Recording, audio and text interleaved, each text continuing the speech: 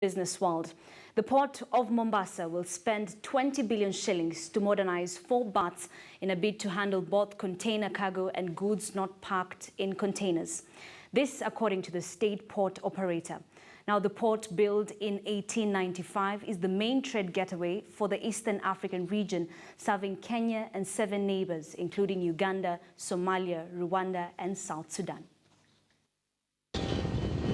The investment is driven by growing demand for imported cargo in the region, where most economies are growing by at least 5% per year.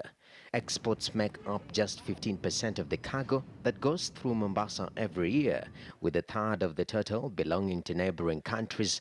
This while Kenya, the region's biggest economy, takes up the lion's share.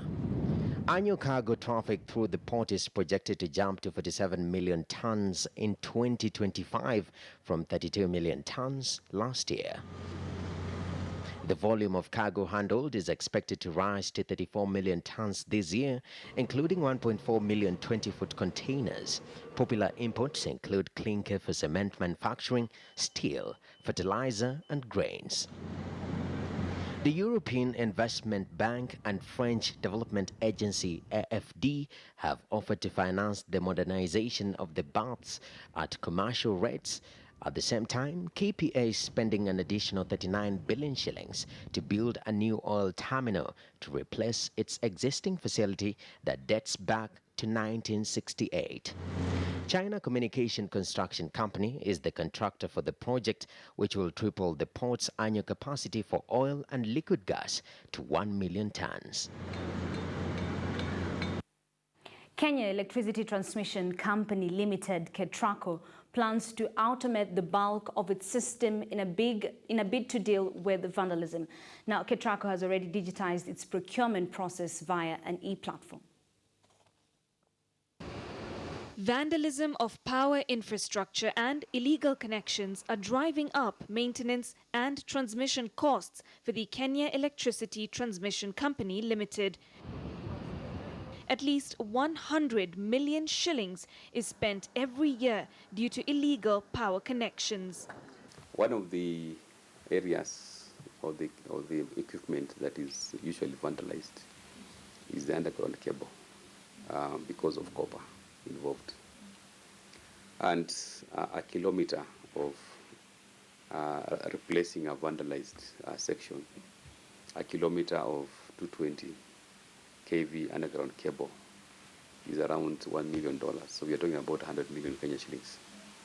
So that tells you how expensive that can be if we don't take mitigation measures. Rogue power connections have meant businesses and consumers pay more for electricity. KETRACO is working with a special police unit known as Critical Infrastructure Police Unit, which is currently manning various substations. Yeah, we've had cases for Mombasa, Nairobi.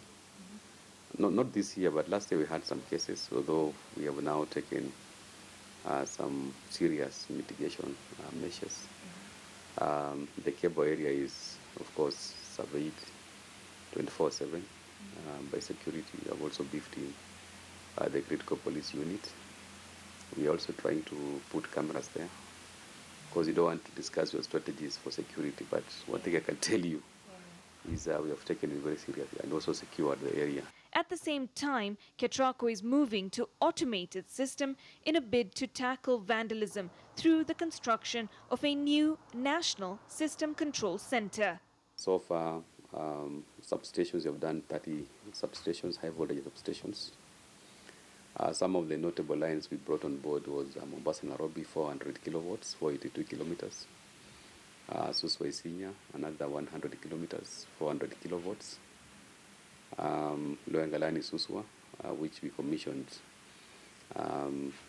basically 4 months ago by the President, bringing on board, of course, renewable energy, that is wind. That's all the business news. Up next is